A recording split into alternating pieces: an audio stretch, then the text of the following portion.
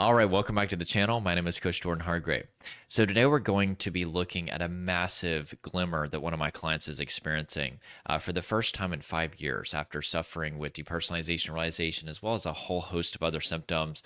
I really want to birth hope in you because one of the biggest fears that comes, especially with depersonalization realization, is that you're the exception, you can't beat this, and you feel really hopeless. But every single person that I work with, for the most part, is hopeless and they believe that they're the exception, but it doesn't stop their nervous system from downregulating. So, with that being said, let's go ahead and get to it. Before I speak to this, just like 10 seconds, if you follow my videos a lot, you notice there's something missing. My Joe Dirt facial hair. I have accepted I do not have the beard gene. I have tried and tried. I got beard oil, beard wax, beard balm, even got a beard straightener recently. This is my second major attempt at growing a beard in the last 3 years.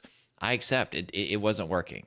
One little thing and it would be all messed up. It was adding 15 to 20 minutes to my morning routine. Guys, you're stuck with babyface Hargrave, okay? So anyway, just to speak to the elephant in the room, my wife and kids are like, who is this guy? Anyway, let's go ahead and get to it. All right, so he posted in my Rise community post, huge glimmer.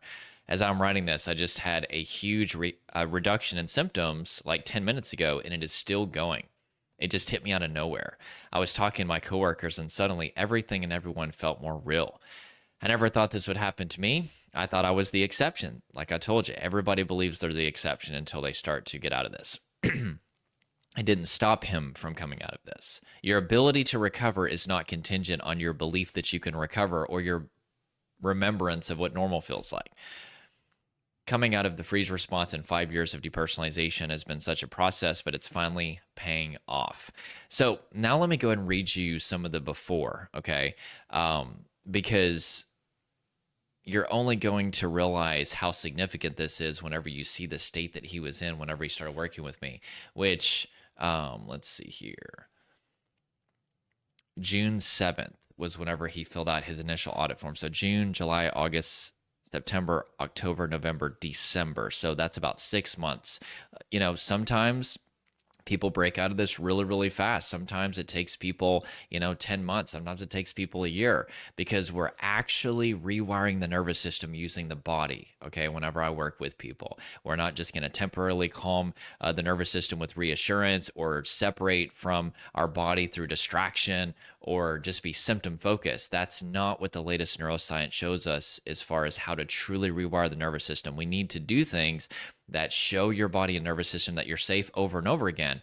That is how you rewire the nervous system. Okay. Anyway, with that being said, he was dealing with overwhelming fear of social interactions. Depersonalization realization dominated every moment, he said. Eye contact was extremely difficult. Conversations felt automatic and disconnected. He says the world appeared blurred and distant behind glass, so derealization. He felt detached from his body and stuck in his head, so depersonalization.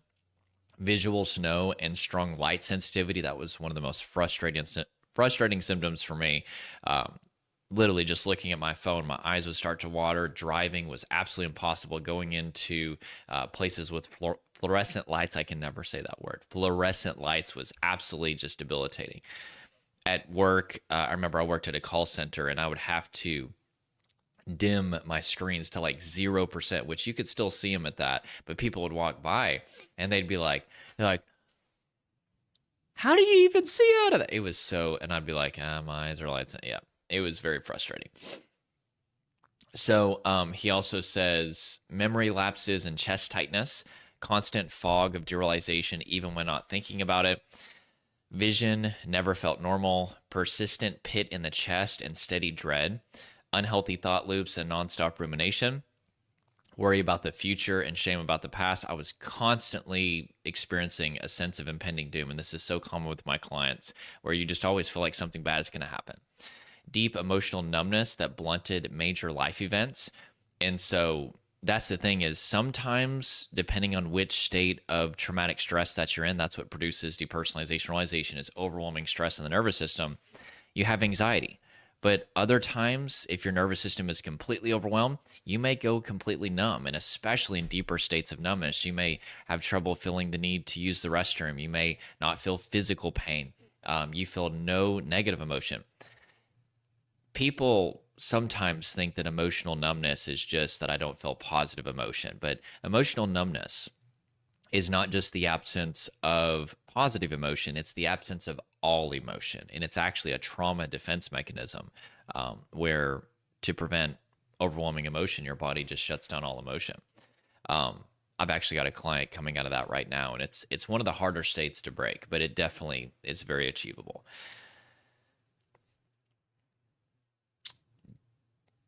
Rare, uh, hold on a second.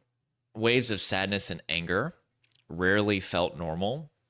Occasional panic attacks only when triggered by substances. So he would actually have panic attacks whenever he would, let's see what it was.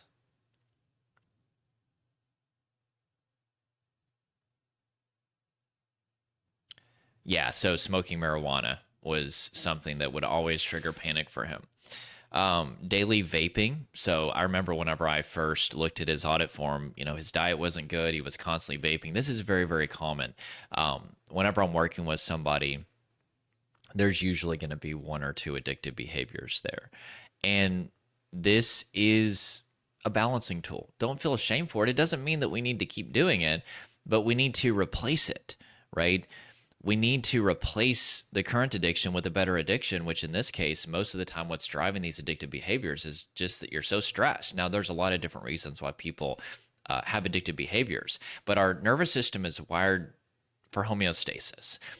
Think of it like a plate with a marble in the middle.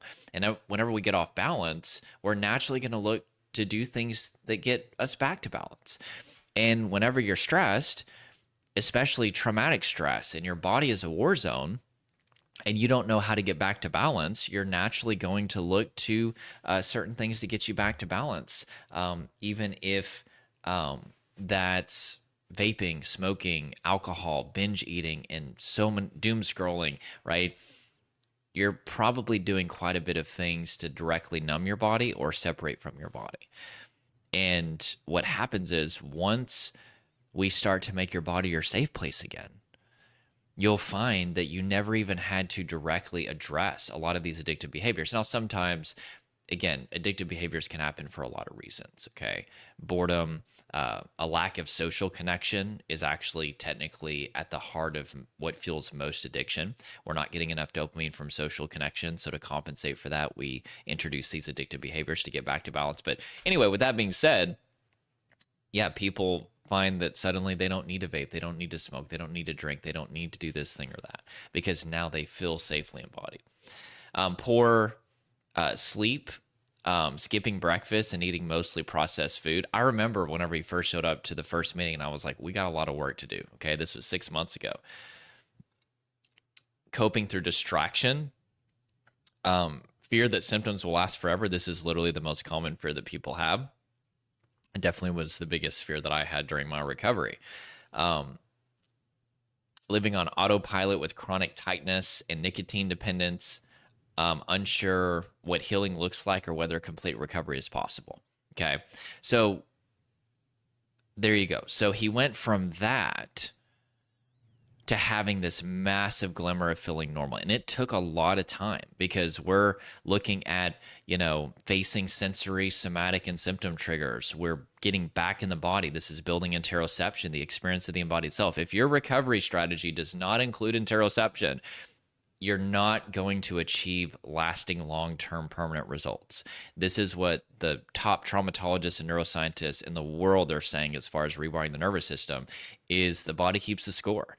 Whenever you go through painful experiences, your brain encodes that sensory experience in the form of what's called procedural memory of fight, flight, freeze response in the body, which means that the next time that you experience similar sensory data, your body is going to go into fight, flight, freeze.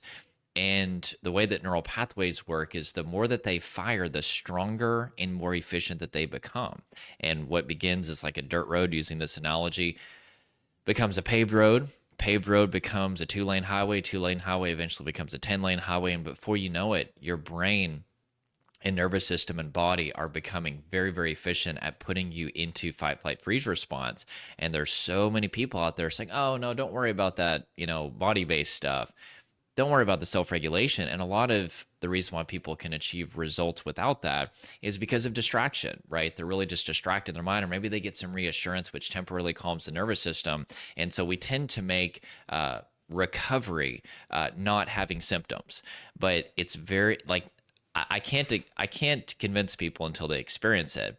But recovery is not the absence of symptoms. It's the absence of symptoms because you've dealt with the root of what's happening in your body, and also lifestyle adjustments as well.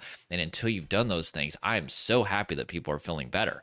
But you're going to have to face your body eventually, and whether it's with me or somebody else, you need to do that. Okay, we need to befriend the body. We need to release the tension, adrenaline, and emotion from the body. We need to make lifestyle adjustments to make sure that your body's being taken care of, setting up boundaries, energy boundaries, boundaries with people.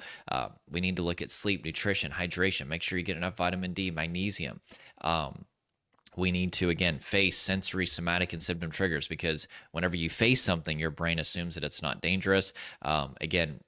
Releasing the tension, adrenaline, and emotion from the body, getting the right neuroscience is something I also do with people. That's one of the first things I do with clients is give them several hours of training as far as how your nervous system works. And if you follow my channel, I do that almost every single video too. But yeah, also, co-regulation is 45% of healing the nervous system. People, working with somebody that can build hope in you, that can really guide you through this process, because it's very up and down. You could see co-regulation as like training wheels on a bicycle, right? It's there to support you until you can ride the bike for yourself, which represents self-regulation. Again, regardless of who you work with, these are the things that you need to be working on, okay? If you did decide you want to apply to work with me, that's awesome. There's a link to my free 5 Shifts Masterclass, first pin comment, description as well. And it will show you the 5 shifts that you need to make to get out of these symptoms. There's also a link to apply to work with me and my team. Feel free to do that, but just take this information that I'm giving you and find somebody that you resonate with that can help you, okay? So anyway, with that being said, we are doing a holistic approach to healing the nervous system naturally. And yeah, it takes a lot more time. It really, really, really does. But in the end, whenever you've actually dealt with the root of these symptoms, because you've done what I call the 5 foundations of safety: self-regulation, co-regulation, exposure, getting the right neuroscience, and lifestyle adjustments, you're going to be confident and certain that you are on track to recover, or sorry, that you are going to maintain your results. Yes, on track to recover, but also once you do recover, you're going to have that confidence that, hey, I actually know what's producing the results. I've made this connection that if I do these things, my nervous system stays calm. If I don't do these things, my nervous system is dysregulated. And that really gives a sense of empowerment. Okay, like I'm not worried about my symptoms coming back. I'm not waking up and like, oh gosh, I hope they don't come back, because I live such a healthy, calm, regulated, boundaried lifestyle that I know that my symptoms will never come back. Okay. So anyway, with that being said, if this helped you, smash the like button and subscribe, join this family. And I hope you have an awesome day, and we'll talk to you soon.